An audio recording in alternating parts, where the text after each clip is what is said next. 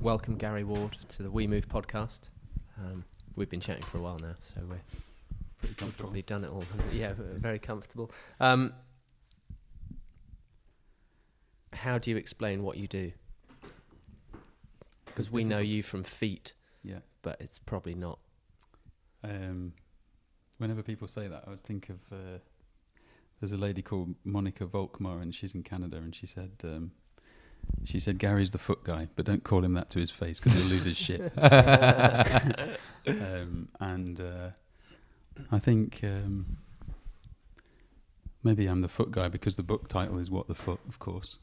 But also my introduction to anatomy was through the foot, and I never carry any other anatomical body parts except for the foot. But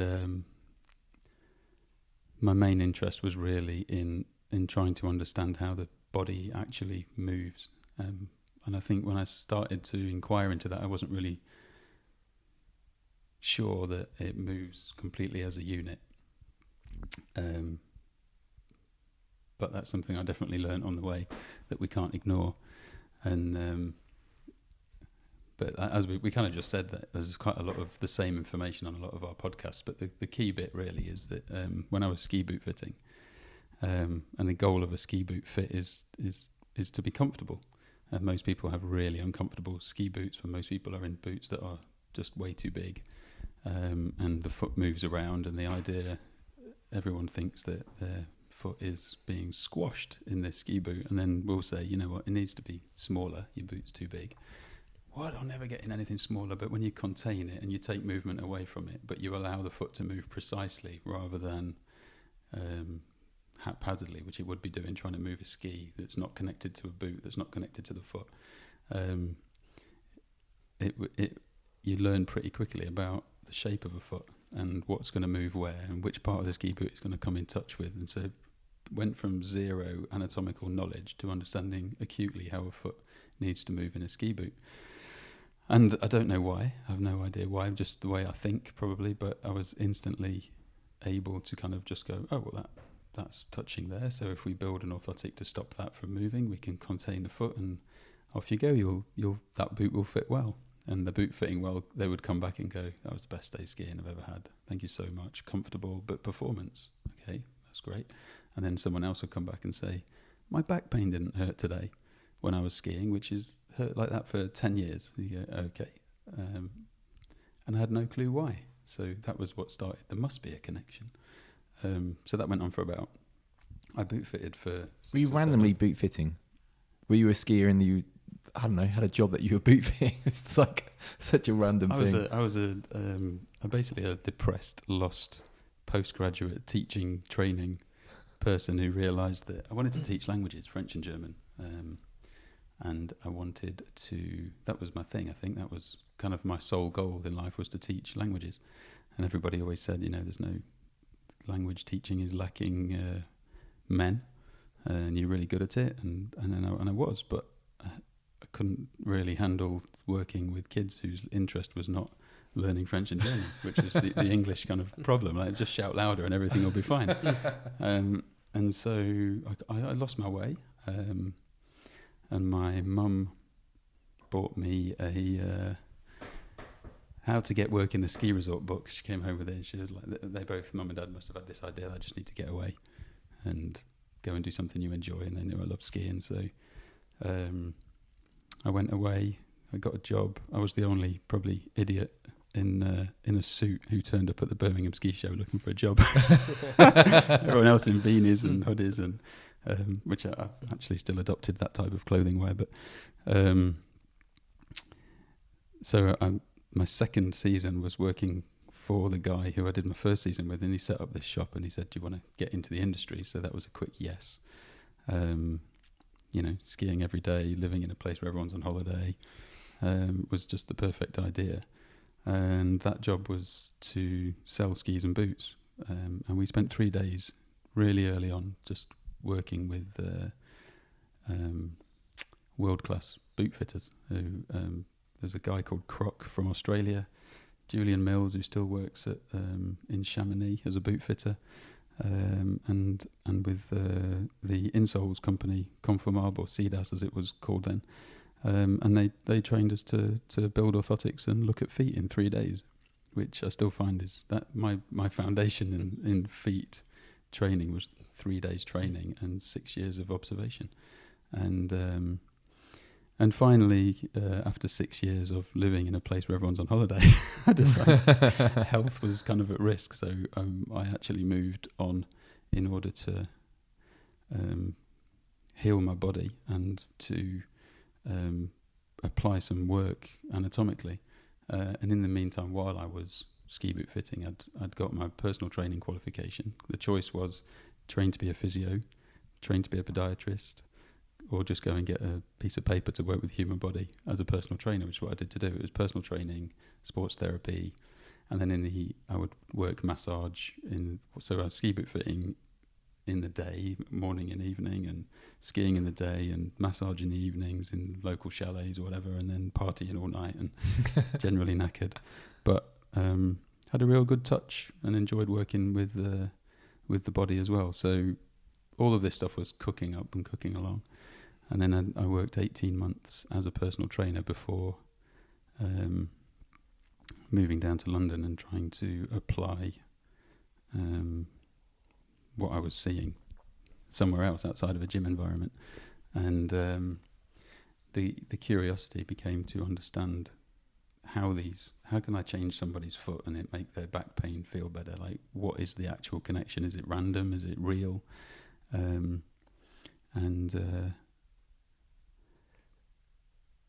3 years later, I had this thing called the flow motion model, which is what I teach, and what I'm currently writing a book about, which I've said so many times that the whole world, not the whole world, but those who know are kind of like, when is this book ready? Like, I'll get a message once a week.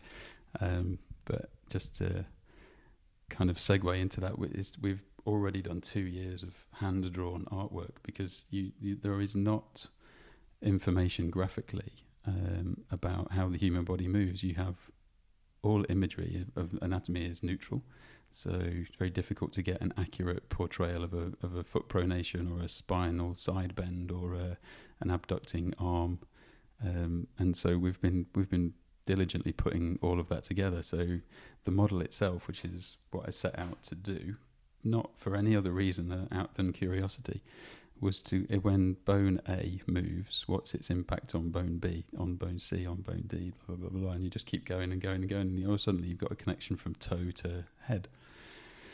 And then there was this other, I was studying the kind of Paul Check Institute stuff. I don't know if you've heard of Paul so Check. yes. Are you a Czechie? I never really got as far as being a Czechie.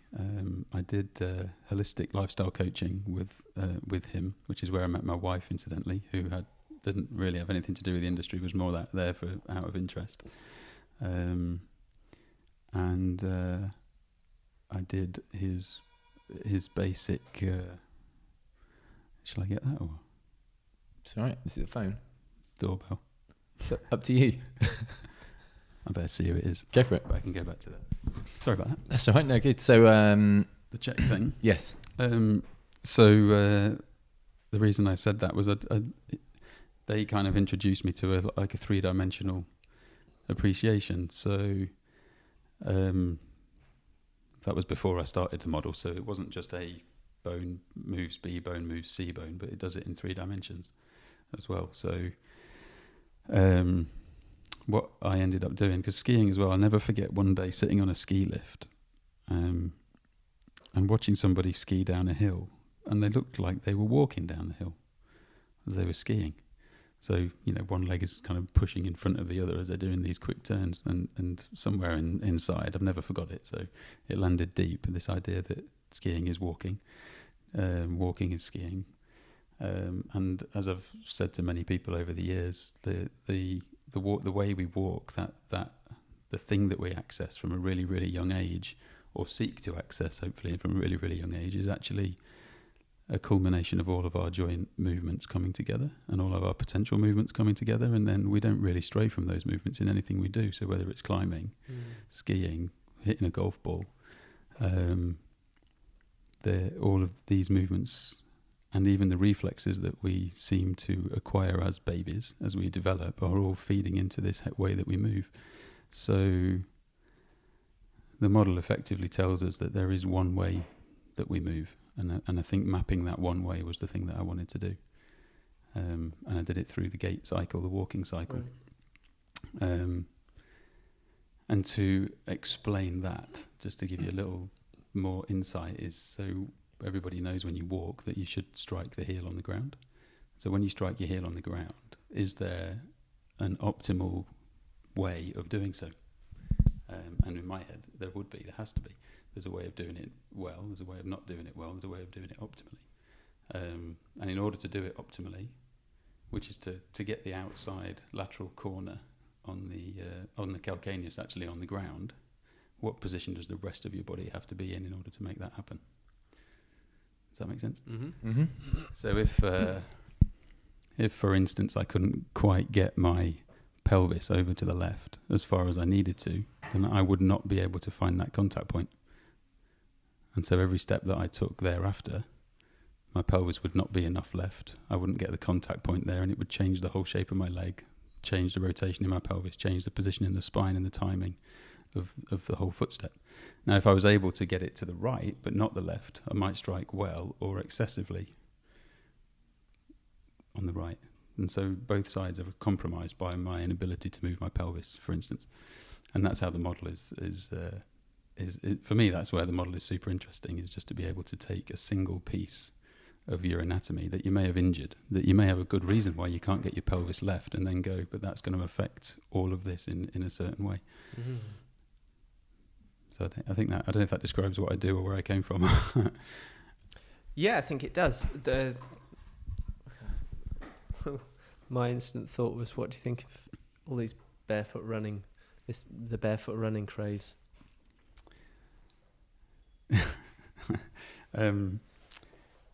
I can imagine anyone listening to this who knows me are kind of going, oh, here we go.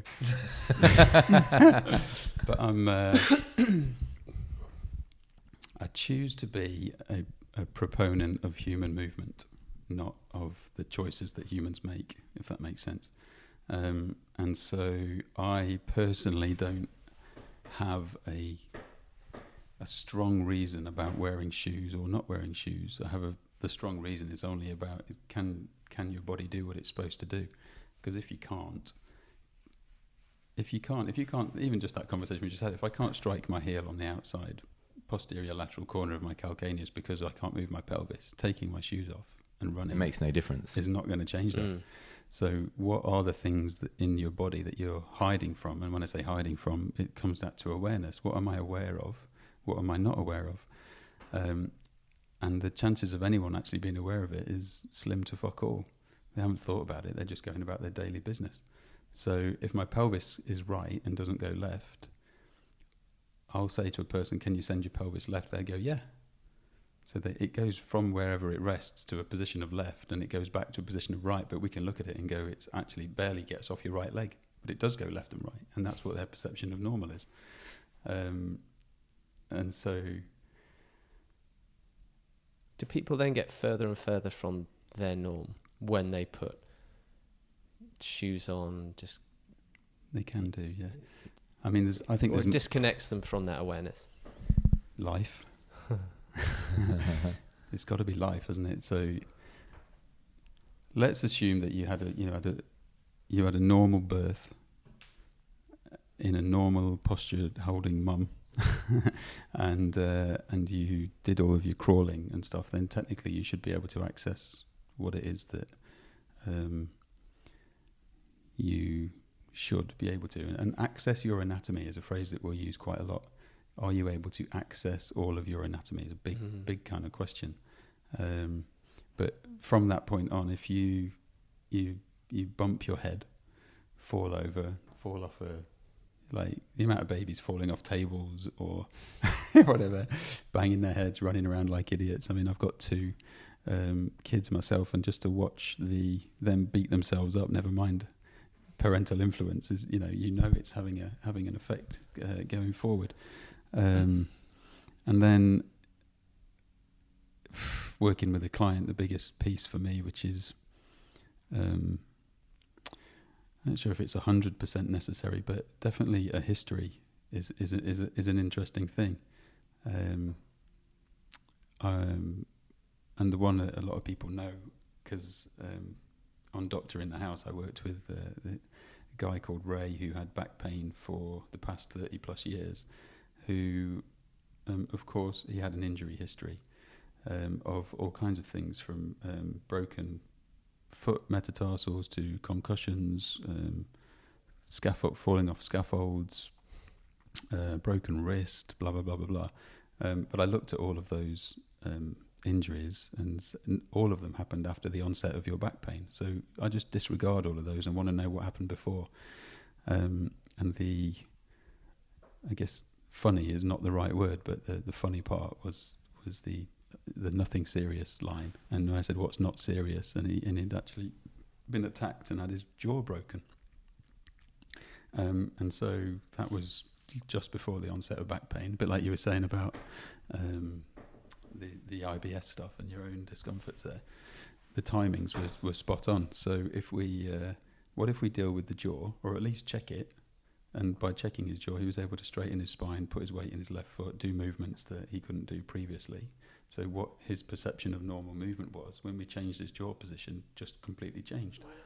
And so then, and that didn't take very long to come to. So I think of the flow motion model as a map, an insight. Can you access all of the areas on the map, like the London Underground? Can you get everywhere?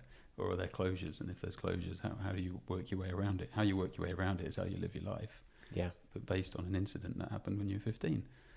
And so being able to unravel that for somebody has been, again, when I started trying to work out how, that was never my intention.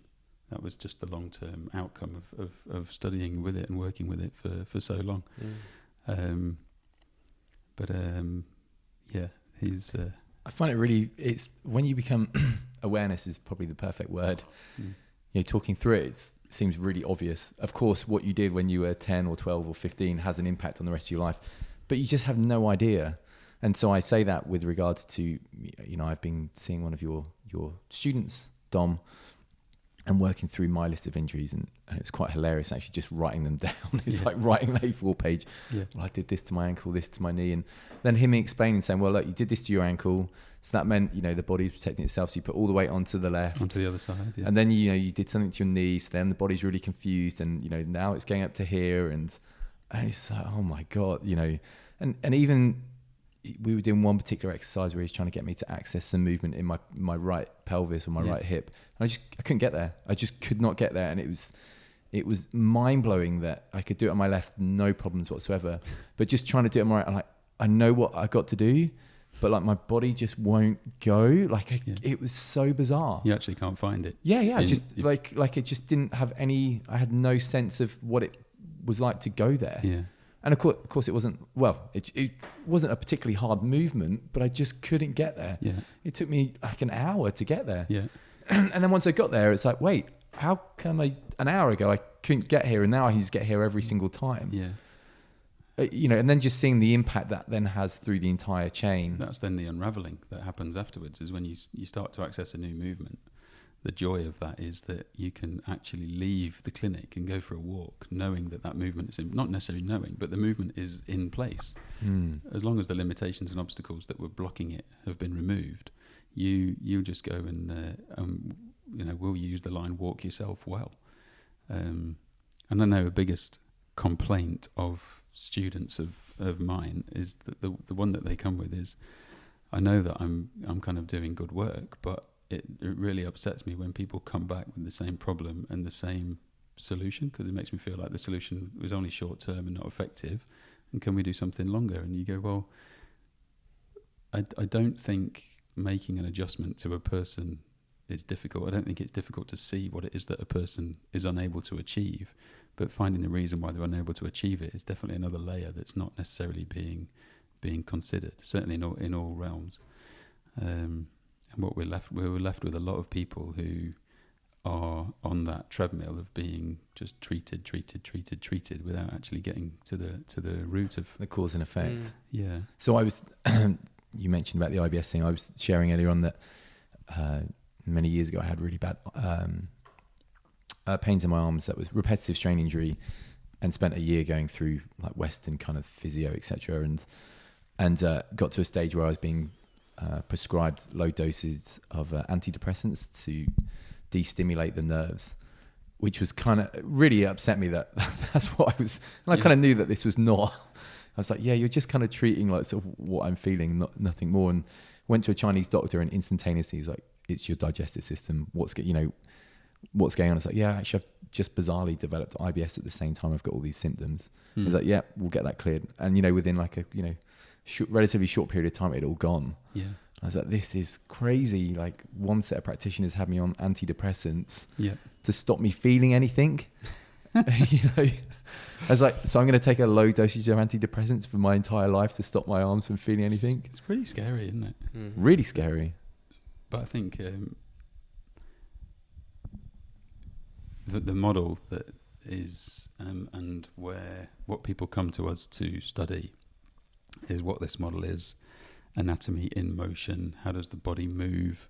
Movement is a big part of modern practices, I suppose. But when people go to movement is getting bigger and sexier, and everything from handstands to it all started with moving medicine balls around. But what we began to realise is that people are able to move so well and so quickly that they just bypass their own problems, because the body's immediately able to do that. It knows that I can't send my pelvis left, or it knows that I can't depress that scapula. So whatever movement you are asking me to do, I'll find a way to do it. And so what people come to learn is to find out what the bony connections are that make this happen, and what the foot talks about, the other side of the coin, which is probably best. The second rule in that book is that joints act, muscles react. So, but we're generally brought up to think that muscles move the joint, which of course they do, but there is another side of it, whereas if my joint's moving at a certain speed in a certain direction, another muscle's going to slow that down and bring it back. And everything, if we move away from centre, muscles will generally bring us back to centre being a point of balance or neutral, whatever. And that's what it was for a while. Bones move muscles, and then later, just to segue back into your story, you go, actually, organ health is all a part of that system as well.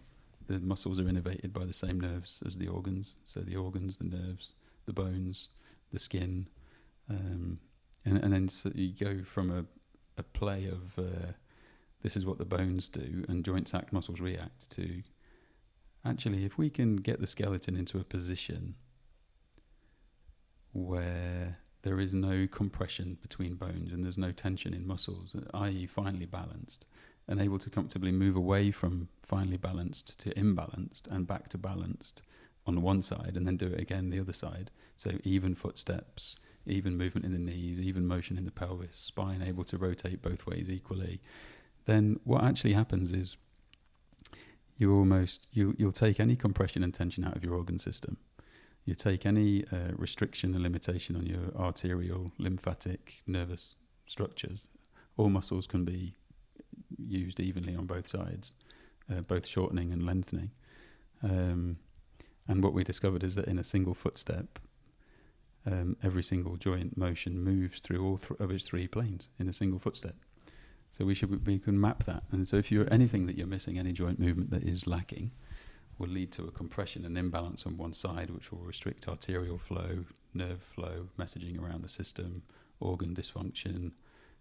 I don't know why I said dysfunction then, because I don't talk about organs very often, but I don't use dysfunction as a word because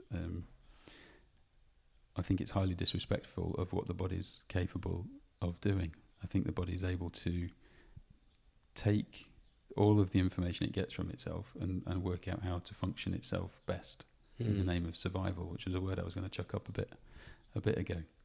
What if all of this discomfort we have is all about surviving better and overcoming these limitations that we've bestowed upon ourselves over the past 4 years? I couldn't agree more, actually. Like,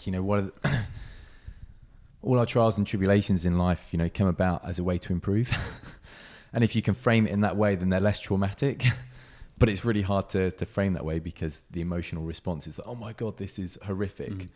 But they're actually all just, lessons in disguise for self-improvement. Yeah, totally. And on the back of that, you have to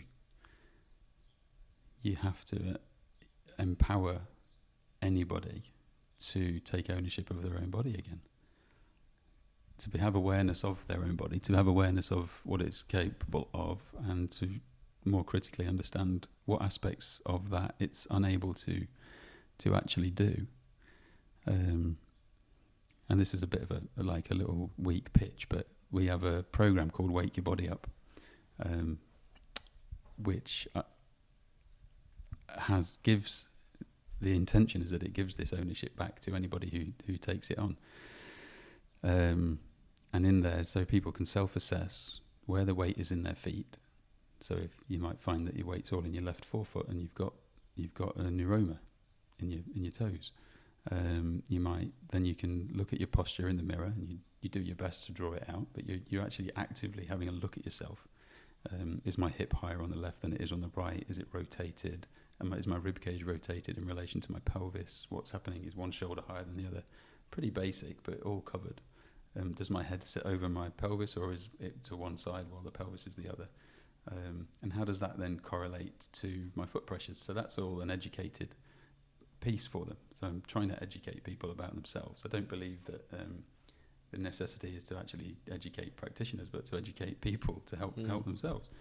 And then to test these movements. So what if you live with your pelvis over on the right hand side and your head over on the left, can you get your head to the right?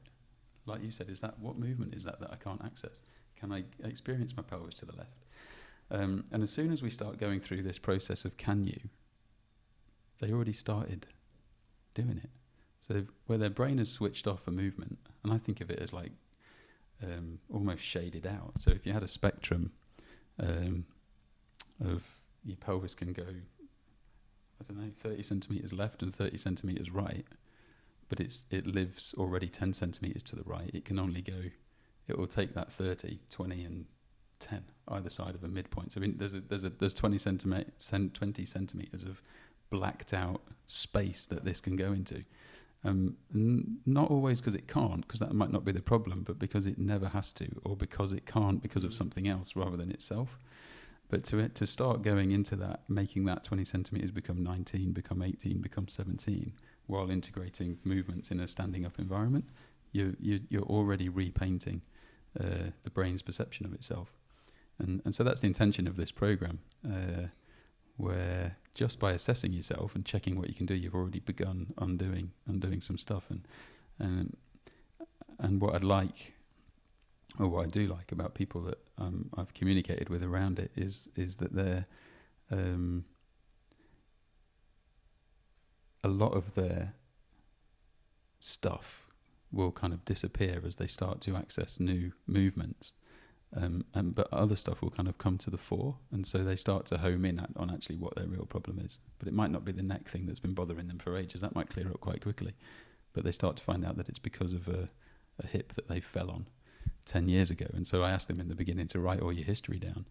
Now, it's nice to be able to say this kind of publicly, I suppose, but a lot of people who've done it, and a lot of the practitioners that have worked with people doing it, they say the people aren't really sure about what to do with the history.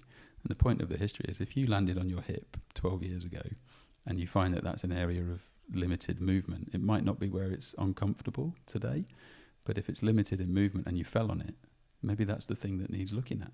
Because we're always called into the areas of discomfort and pain, the hot spots, the raging signals, and get those treated. But hopefully through a process of screening your own movements and your own history, you can overlay, oh, well, I can't do that because of that, or I sprained that ankle and I sprained that ankle twice in my teens, and all my weight's in my left foot, and I can't get my pelvis right. And it's a hope that somebody goes, ta-da, maybe that's it. Let's get this ankle looked at.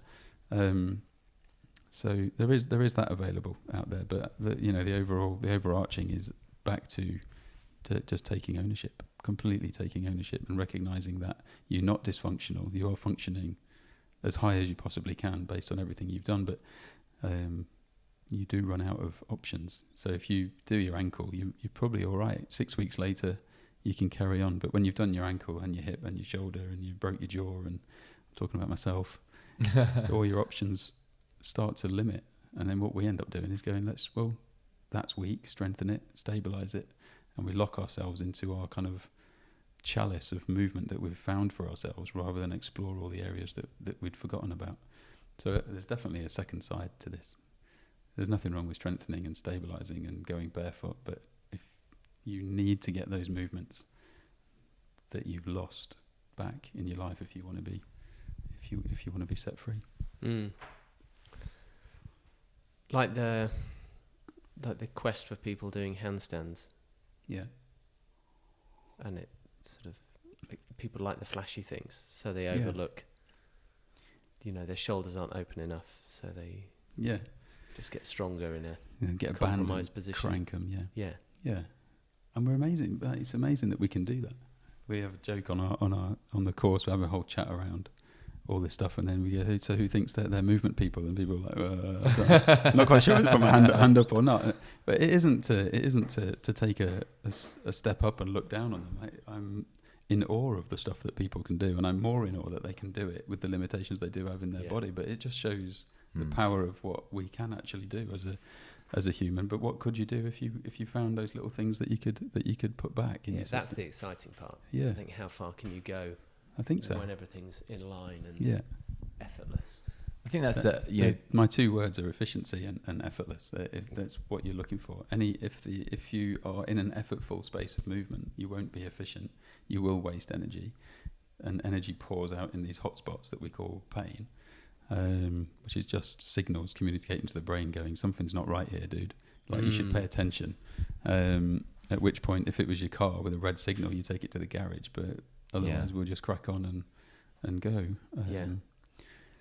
It's surprising how little, relatively speaking in this world, surprising how little time or money people spend on, healing their bodies. Themselves. Yeah. That's why I mean, it's extraordinary. They'll go out and spend like thousands on whatever, clothes or holidays, whatever, but not really, I'm going to go on holiday because I need to relax. Yeah.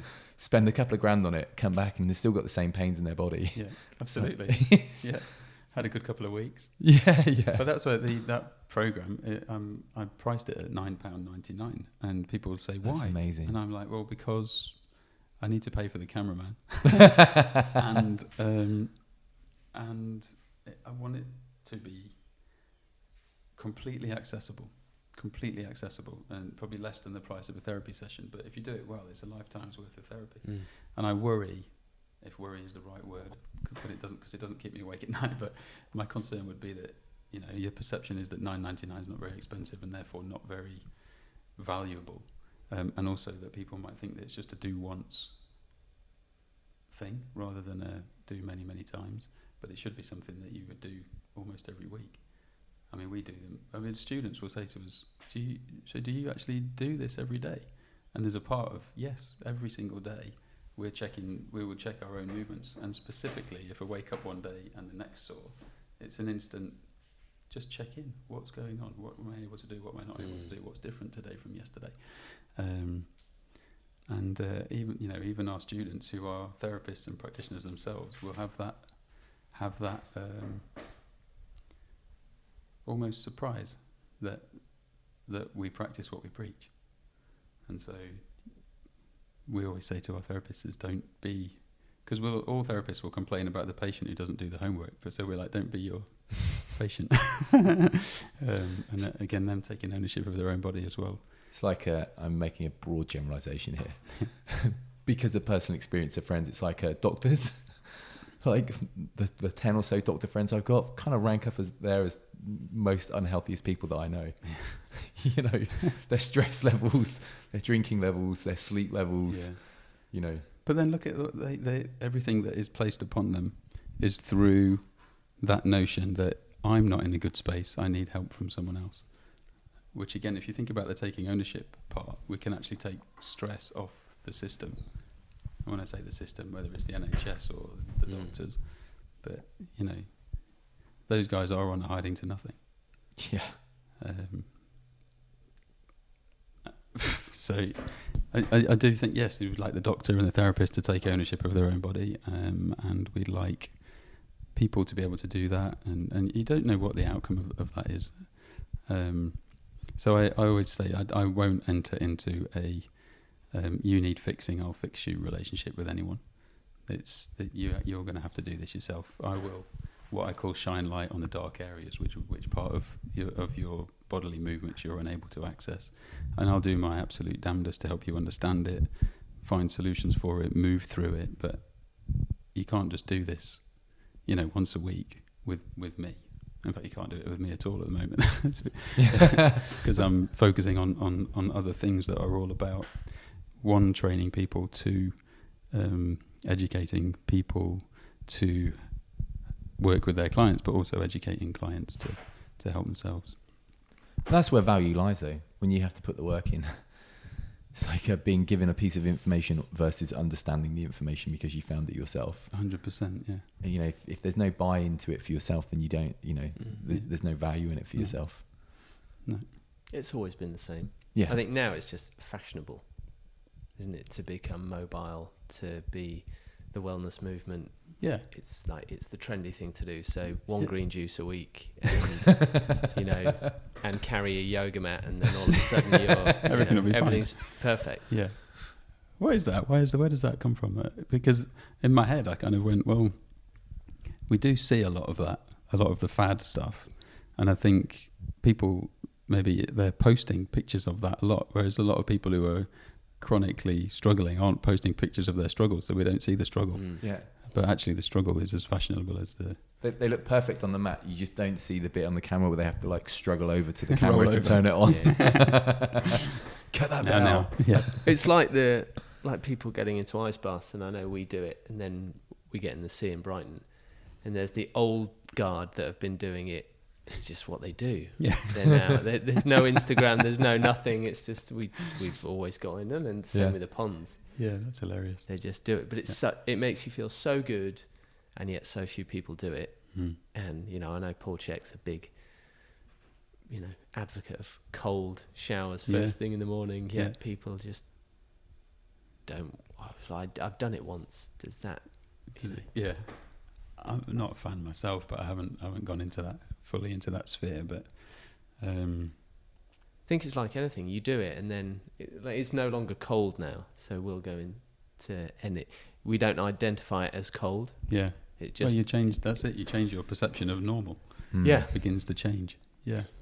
I wonder how much of this is just that, our own perception of what is normal, and our level of inquiry into that as well. I suppose in an era where you can outsource everything, there isn't outsourced inquiry. Yeah.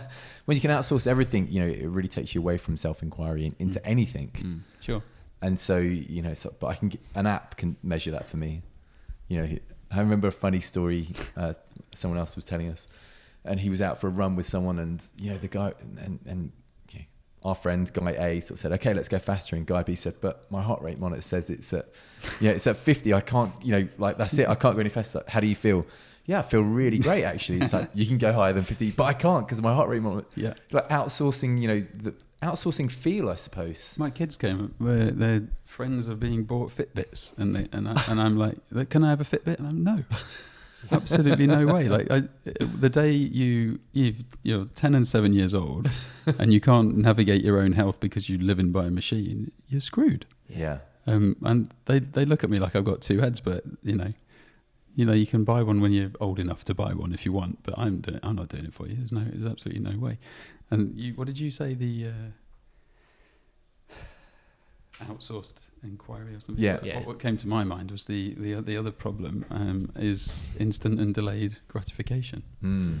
Because that's another. If you want to take ownership of your body, it doesn't happen by tea time or at the click of a button.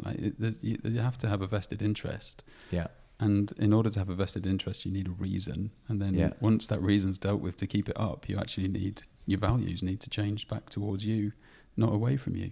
Yeah. And I think that's also another problem here. I think that kind of hits the nail on the head. When people want to get healthy, I'm just going to do this diet. And it's no, you need to change your entire life. like this one little 27 thing days. This one little thing doesn't fix everything. It's like, this is not because, you're not eating sugar like 10 times a day and you just need to change that because you're just, it's like there's something else going on. It's like you need to change everything. Or you need to change significant amounts of your being for this to really take effect. Otherwise you just, in like 27 days you'll have a week off and it'll be like, oh my God, like go back to it. But in my head I'm going, isn't it funny how we can talk about bones and end up here? Yeah. But in the same breath to go there and go back to bones is that idea that, well, if you've got a sore hip and you want to move one bone, we can say, look, there's one bone that is out of place. We'll do this stretch on this muscle and everything will be fine. But in the same breath as what you were just talking about, that one bone is related to every single bone. 100%, yeah. And therefore we need to understand how that bone speaks and communicates around the whole system. So you can't change one thing, you have to change your whole life. Yeah. You can't move one bone, you have to move your whole body. Yeah, by extension, that one bone's connected to everything, but it's also connected to everything externally. Yeah. Everything's connected, in that, and so it's such a big statement and it's very woo-woo and people go, it's all that again. But it is, and it's still about balance. Your internal and external environment are forever in communication with each other, and you've got to find a balance there as well, because it's... Isn't it funny that it's like a woo-woo type statement, but it's so obvious. Like it's so logical and practical. Like, I call it theory. It's like your theory is just like, it's really obvious that if this doesn't move right, it impacts up the whole chain. But people struggle to comprehend that. Yeah. And not only do people struggle to comprehend that, people, maybe it's because they've spent so many years doing it, but like people in what would be regarded as knowledgeable positions struggle to comprehend it. Yeah. Because it goes against everything that they've been taught. Yeah. That I think fundamentally there's an educational shift needs to happen. Yeah. In order to get to that point. How often do you look in the mirror though? Like you were saying, when you get people to look in the mirror and to notice their hips are different and most people don't have a mirror. No. Or looking beyond the face. or look beyond the face, or even look at their face. Or at themselves. Yeah. We just don't. Just don't. Step one, looking at the buy good I full-length mirror. taking, when I started CrossFit, I'd gone from 64 kilos. I was doing a lot of running, and there was nothing of me. And then I took pictures, and it was so amazing to see. But I noticed this twist in my body, which I'd never seen before. And I was like, oh wow! But if I look in the mirror, I almost didn't see it. It was only on a photograph that I saw this complete change, like a twist pelvis. I think that talks to the instant and delayed gratification, that when you start doing this work, it does take time, and it's so subtle that you don't actually realize anything's changing. So like, you need those records, even if it's a journal. This is how I feel today. This is how I feel today. To prove to yourself that things are changing. Yeah, and I was just thinking to myself, it's things like this, actually, just having a conversation like this that someone can listen to and go, do you know what? I'll pay a bit more attention, because everybody is twisted in some way. Not, most people's pelvises aren't staring straight forward. Yeah. Most people's rib cages aren't staring straight forward. You probably have a twist in your spine, not at a level where someone would call it a rotational scoliosis. You'll probably find that most people will have weight in one foot more than the other. That's an indicator that there's a difference. If you can feel your big toe on one side but not on the other side, there's an imbalance going on. So if you just do little basic things like that, what is it? If you start looking in the mirror, what can you notice? And again, that's that whole process was guided to help you kind of make some sense of that, hopefully.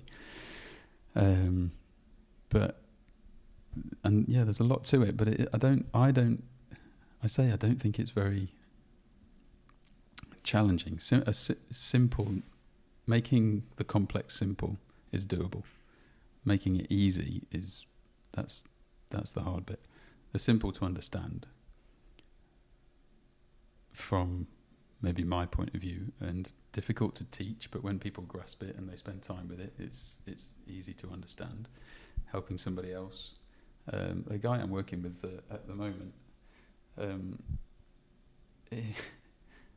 he's learnt so much.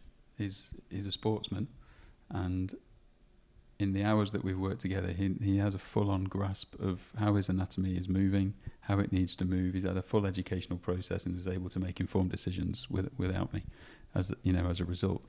But then I'll say something to him and he'll go, I don't get that at all.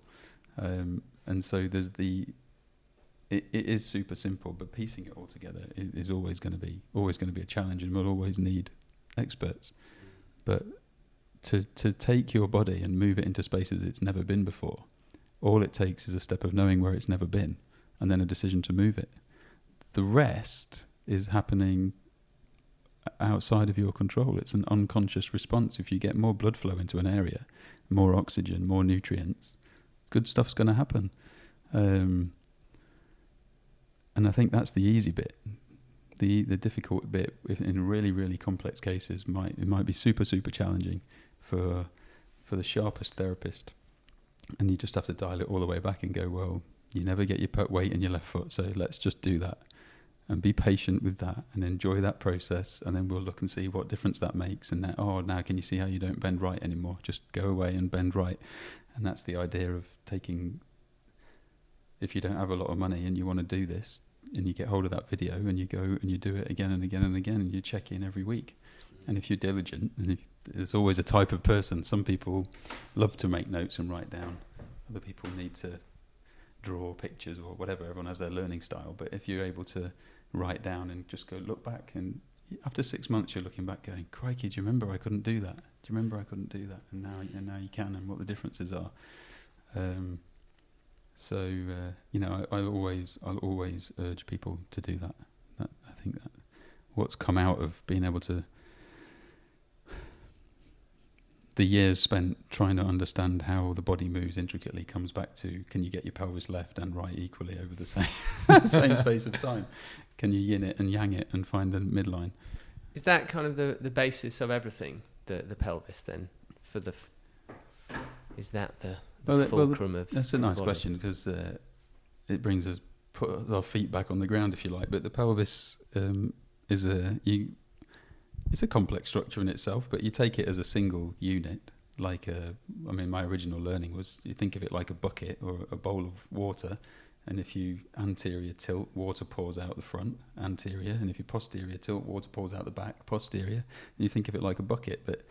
So that's the sagittal plane movement, forwards and backwards. Then there's left to right while keeping the pelvis flat. We'll call that a shift. Some people in bodywork would call it a translation. And then you've also have it where it goes up on the left, down on the right, but it spins on its own center point, like a seesaw. So it hikes and drops on either side, and then rotates left and right. And so if you can rotate your pelvis left and right equally, send it left and right equally, hike it left and right equally, and tilt anterior, posteriorly, which you won't be able to do equally, but you give it, if you can experience full range both ways, you'll naturally find where that rest point is. And then that's you taking time to sort your pelvis out. But then there's a relationship, because the pelvis now attaches into your femur, your thigh bone. And when you anterior tilt, it has an inward rotating input into your leg, which is going to pronate your feet. And then when you posterior tilt, it will have an outwardly rotating leg, which will supinate your feet. And supinate your feet is to put an arch in, and pronate your feet is to take the arch away and flatten it. And then you come back and go, well, one foot's flatter than the other, so technically I'll be able to rotate easily in one direction but not the other. So now I have to think about my foot in order to get that rotation in place. And so you add two things in and it gets a bit tough. And when I'm working with someone, I'm trying to carry the whole body in my brain. But if you were to put some new movement into your feet, put some movement into your knee, put some movement into your pelvis, and then gradually start to build up these shapes. Because when you take each phase of the model, you have a heel strike moment, which creates a big exercise. You have a foot flat on the ground moment, which creates a big exercise. You have a foot supinating fully on the ground. That's a different body shape. And so we end up with 5 basically really key whole body movements, which will start to engage in the process of not just putting the movement that's missing back, but helping the A, B and C communicate to each other timing wise. And so we can go all the way back to do your checks. Can you move your pelvis as we just described? and can you move your feet as we just described, and if you can't do the A, B, and C, it's this movement. If you can't do D, E, and F, it's this movement. and that's what we want to be able to. That's how simple I'd like it to be for people. My head's running through all of this, and also Ashtanga yoga, because everything is, you repeat either side, just going through what you're talking about, and then you kind of are exposed to. I mean, my hips are very different either side, and then the foot, and how they. Yeah. Well, it's the idea of being balanced and doing a balanced workout or a balanced routine.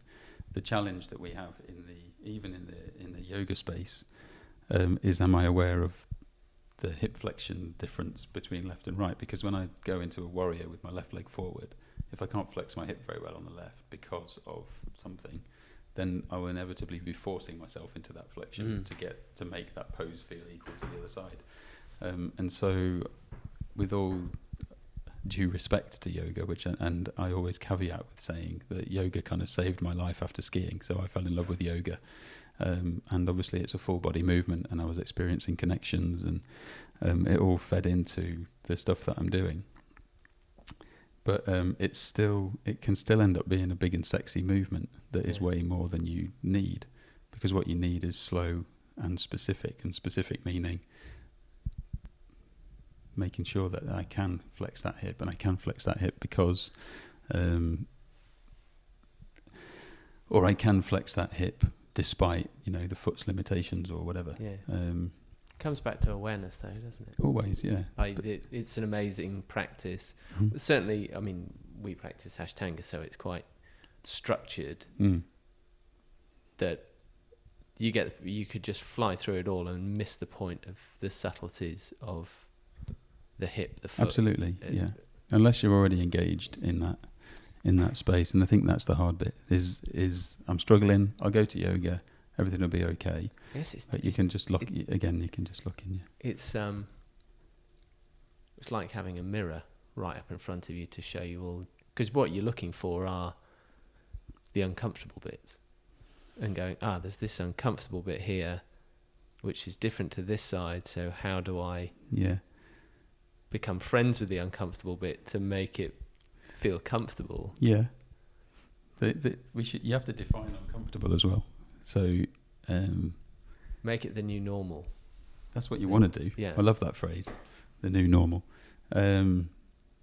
But what is uncomfortable, or why is it uncomfortable? Because something can be uncomfortable because it moves too little, but something can be uncomfortable because it moves too much.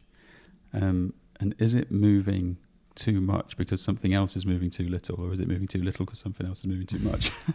And this tongue twister. Yeah, but I think you got it right. And you only know that by feel, then? No. So, but what do we do? Like, if something's uncomfortable, so if you've got an uncomfortable hip flexor, what's the general advice? Do some stretches. Yeah, you got it. Stretch it. It's like, wait, am I going to give the right answer here? Well, no, you can't edit that bit so it comes out super quick. I'll tell you a little story about that in a minute. But, stretch or strengthen? You're going to stretch it. Most likely, the advice will be strengthen. But when you have a proper analysis and you find that this person, when they walk, easily falls into their right foot and not into their left foot. They're always overstride on the left leg, so it's always under tension. Your excess hip extension means extra stretch in your hip flexor, and so the way they walk is actually yanking on that hip flexor all the time. And to tell them to go and stretch it, something that's already been used in a long way, is not going to solve that problem. So you can't just stretch it, strengthen it without understanding it.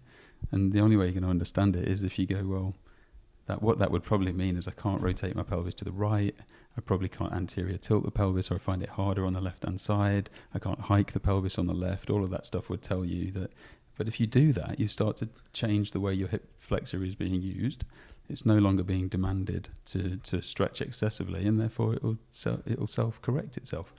You don't need to rub it, friction it, needle it, stretch it. You just need to understand it. And which again is back to the hardest bit, but the movement bit is the simple bit. So that kind of begs the question to me, well, 2 questions.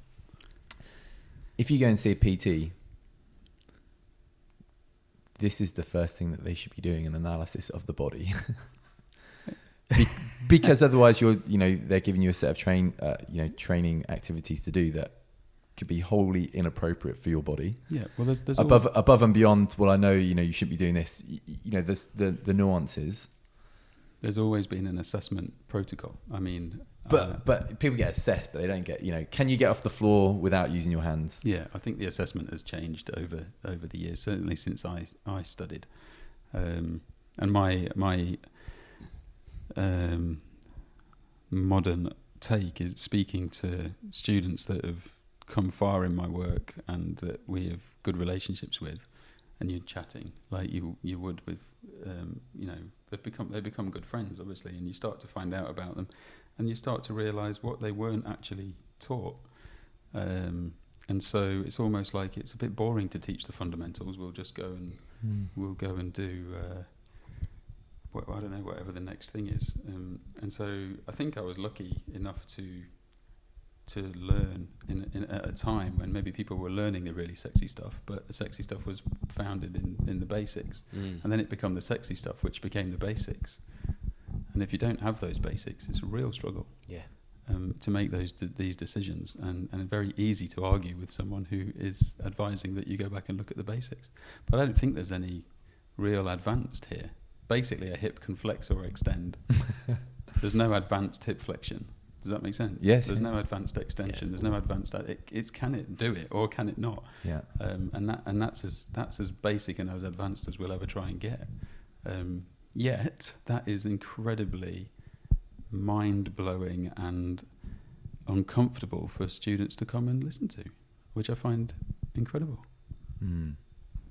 Don't like to use the word perfect, does the most excellent balanced body exist? I call it the Holy Grail.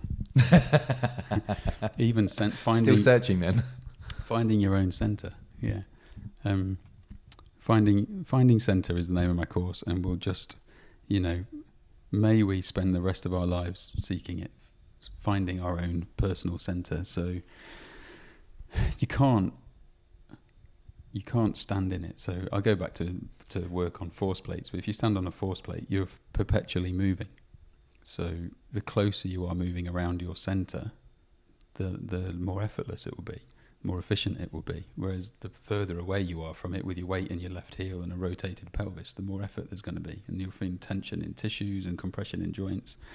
But you can't be stable, and therefore you can't own a perfect centre. You can't be 25% in the left forefoot, right heel, left heel, and stay there. Which then is the irony of teaching a stability environment, to be stable there, knowing that we're already moving. But worse, we're teaching people to be stable without assessing if their weight is all in their left heel or not. And that's so. People have always said that. Is there a centre? Will we ever find it? Is perfect gait? Is it there? And sadly, it isn't. And we can quickly move on to a scientific validation conversation, because is my work scientifically validated? And the answer is no. But there are gait papers and work on human walking that is valid and validated and evidence-based stuff. But who are the people that they did it on? Because those people are not walking in a normal, in a flow motion model way, which it sounds then suddenly I've got bias. But in order to get people, if we're going to assess people walking, filming them on treadmills, I guarantee you that those people have their own history, their own movement limitations, their lack of movement awareness, considering they're probably students pulled out of a university for hungover for 25 quid in their pocket, but they have normal. There's a knee paper. Someone presented me with a paper about the knee, and the knee paper, which I completely disagree with. It says all students had normal knees, and there's a picture of what we would call a valgus knee right there. And a valgus knee is the knee is making the X basically flexed and externally rotated. If they carried the picture down, it would have flat feet, and because the femur is internally rotated, a slightly anterior tilted pelvis. And now this is a normal person.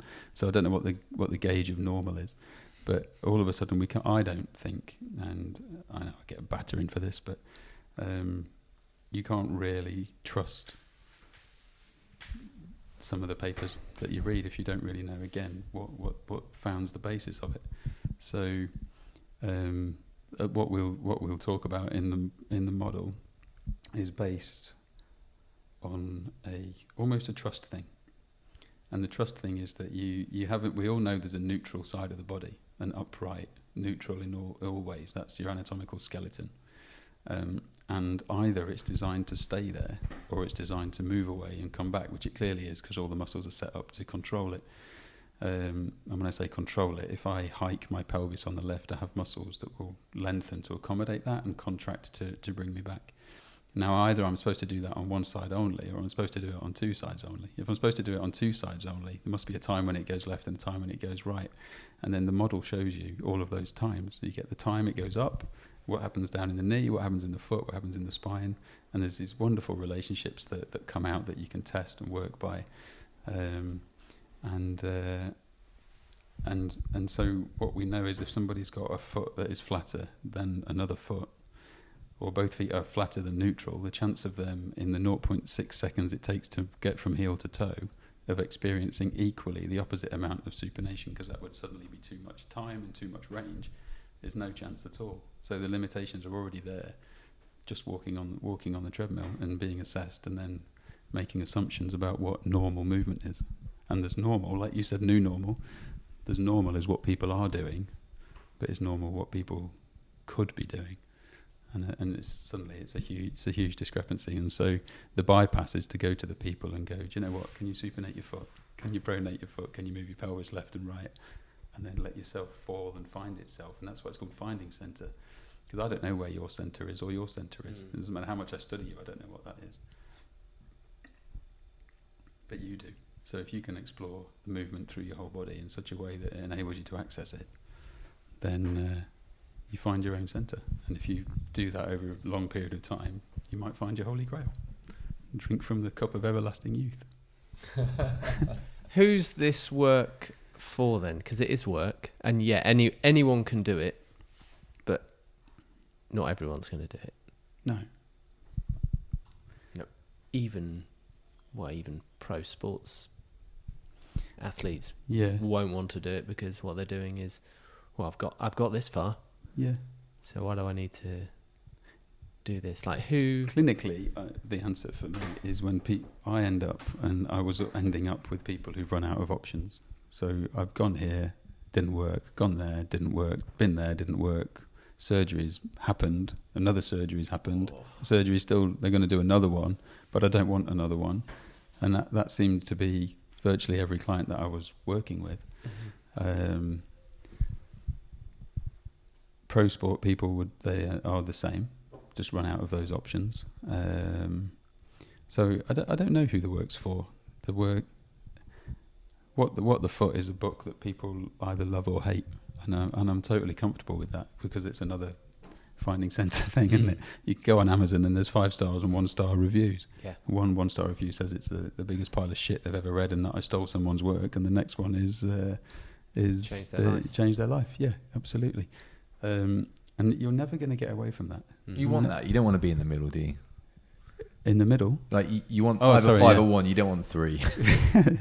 I think it's kind of all right. Yeah. I'm not sure if it worked. Maybe. Yeah. Who knows? Probably I'll come back to it later. Smacks of didn't understand. Yeah, but you'd rather hate it and go, that's just not for me. Yeah. But I don't know. There's a lot of work to be done still in terms of, certainly for publishing this model is a big project we've got on, but it's, like I said, 2 years of artwork is we've kind of set a deadline. Do I want to say this out loud? I'm not going to say it out loud. There's a deadline that has been set, but it's not 2019 unless we're really, really lucky. There's more videos to come that are aimed in supporting people.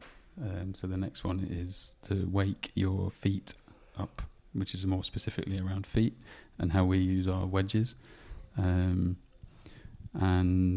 and probably a book or something that's aimed at the consumer to be able to navigate a lot of what this conversation's actually been around. I think that this conversation's been around kind of more patient-centric than therapist-centric, which is nice. Well, I was actually going to ask you, what are the characteristics of the people that come to train with you?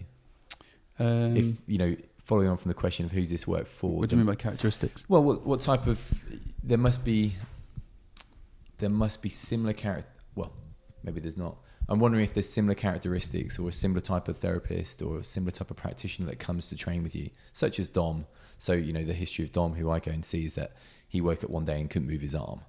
You know, and went through all the different Western medicines, ended up with a Chinese doctor who was playing around with his feet, and all of a sudden he can move his arm again. Right. Like, you know, his driver that he said to me was that, you know, he doesn't want anyone ever to have to be in that position that he was in.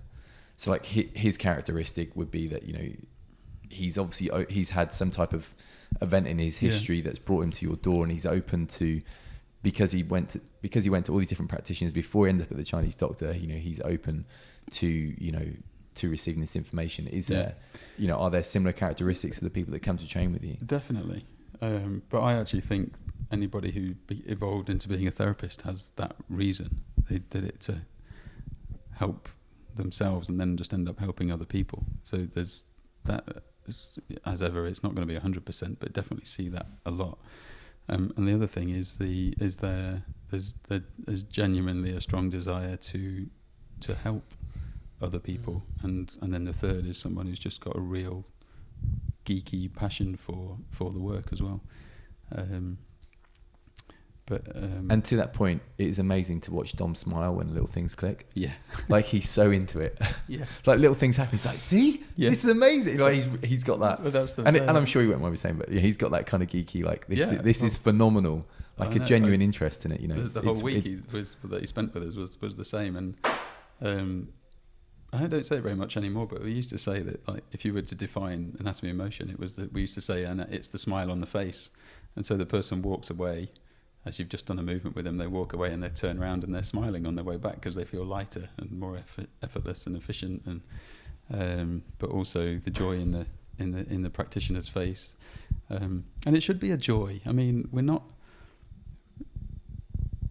I don't think that my intention is to do anything different to what's already out there. Everybody knows everything that we'll talk about. They just don't necessarily buy into the some of the rules that we've established around it. But even that's just biomechanical postural sway, whether the joint acts or the muscle acts first.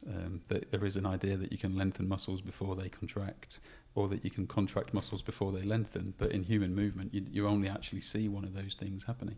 So these laws are just a bit upside down compared to what we're being taught. And then what we're being taught is kind of being hammered.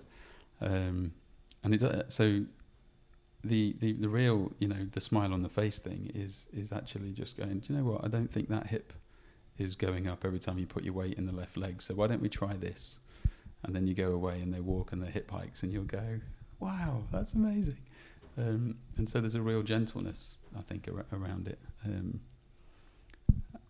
and less of a need to hammer things and force things. And I mean, the amount of people we've had on classes who are holding themselves in a certain way because they were told to. And we've said to them, are you holding yourself in that way? And they'll go like, yes, like really stoically proud. And you go, why don't you just let it go and see what happens? And they go, oh, and almost great. Do you mean I don't have to do this? Do you mean I don't have to do that? And again, they're carrying someone else's story rather than living their own. And I think that if we can do that for anyone, rewrite your own story anatomically. What springs to my mind is the reason why people come to you is a desire to experience freedom, and how everything that we're doing, modern life, kind of just takes a bit of that freedom away, and the smile is freedom, joy, which is really sad that we aren't smiling all the time. Yeah, it is, because you know, you hold yourself in a certain way, and you just want to just give it up. I used to have a slide that we put up, and it had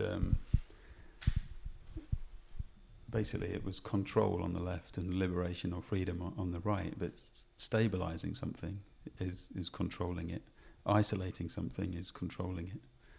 All this stuff that just seems limiting but protective.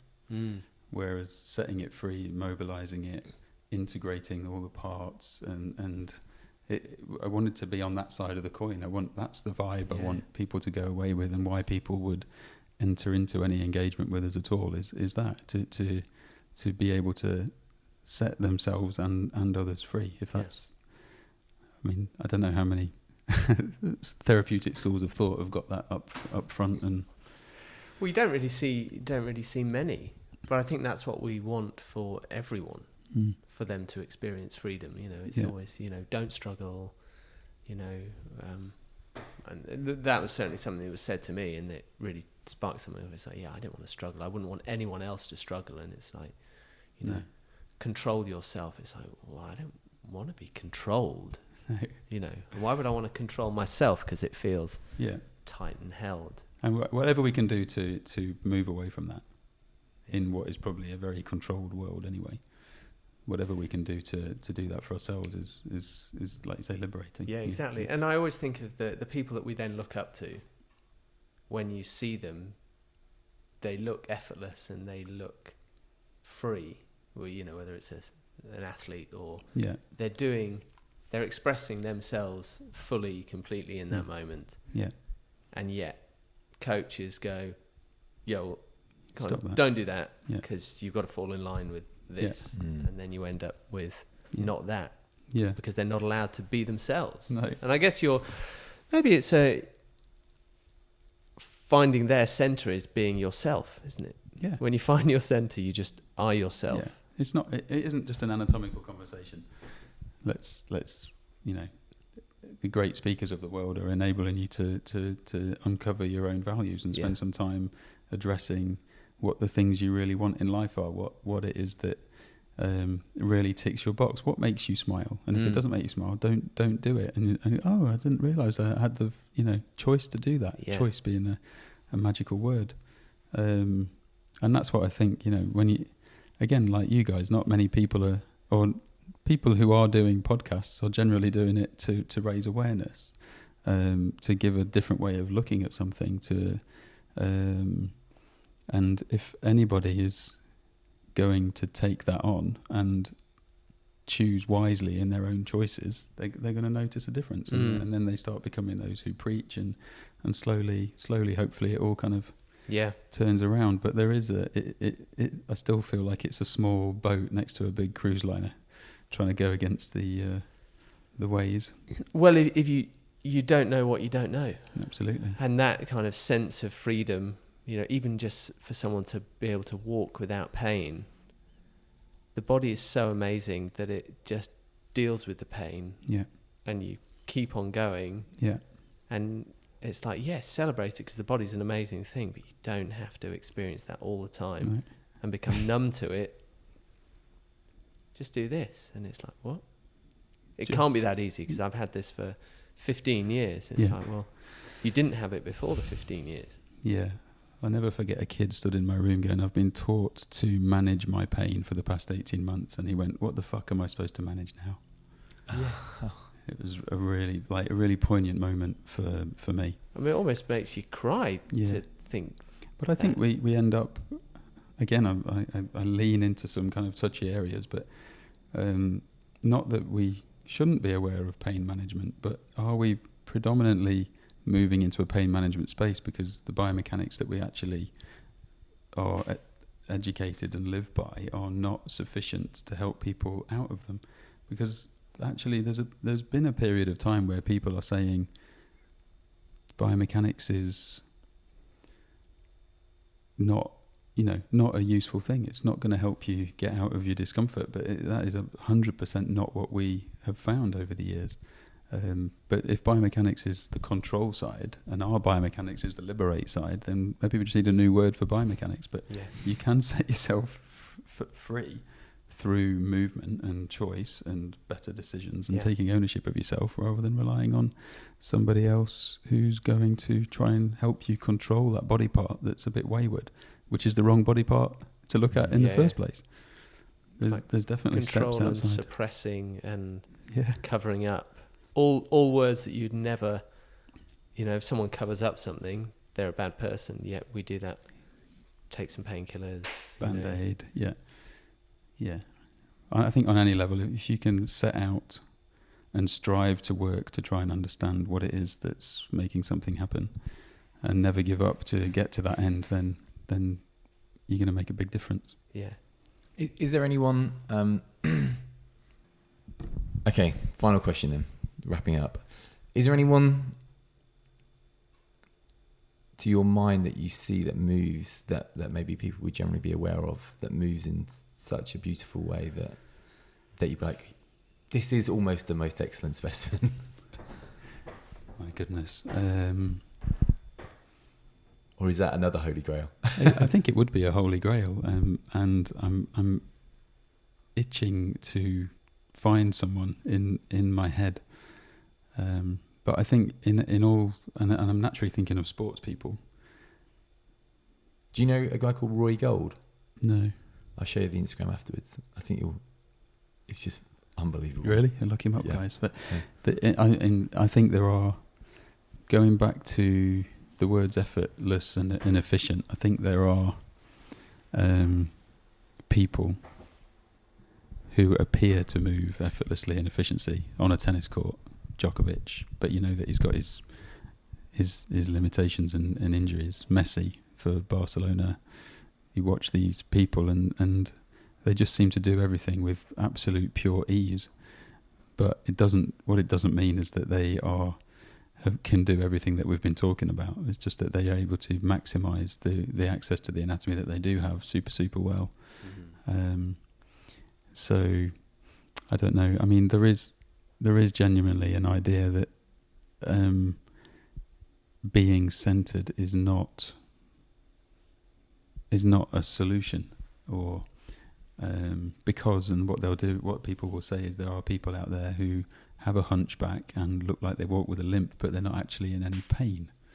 And so therefore the idea of teaching the body to find center can't be directly a pure way of getting them out of pain. But I always say, well, we don't know if they're in pain or not in pain because they don't come to your clinic to ask you for help. And we don't know that if they decide to go for a run tomorrow, that everything will just break down. So I think the finding center thing is, again, it's just a personal choice. If you feel like you've got discomforts, you feel like you've got issues in your body that you would like to resolve, or you've been working hard to resolve, but it doesn't seem to be coming, and perhaps there's another way. Are you able to do something that will help you find your center? And if it's a result for you, it's a result for you. But if it guides you to something that needs help that you didn't think needed help, then there's possibly a result for you. But there's a good chance that if you're having treated the thing that is uncomfortable and it's not changing, then it's not the right thing to be having treated. And I think that I'm pretty confident that that's a good statement to kind of make. So effortless and efficient movement, as we perceive it in a sportsman, may not be definitive of their comfort and their ability to recover from a game or whatever. So it's a very difficult question to answer. I'll show you the video in a minute. Yeah. Well, yeah. We could look at it now just in case there's anything to chuck in, but I don't want to pull him apart on. Who's that? I asked, is there anyone that moves so beautifully that they could be a perfect example? And I gave the example of Roy Gold, and that was Gary's answer. Anyway, we should wrap up because your client has just turned up. So, Gary, thanks so much for taking the time. It was really fascinating it's been a real pleasure. Chat. So nice to podcast that way. Yeah. Open conversation's always the best. Yeah, wonderful. Cool. Thanks. Thanks.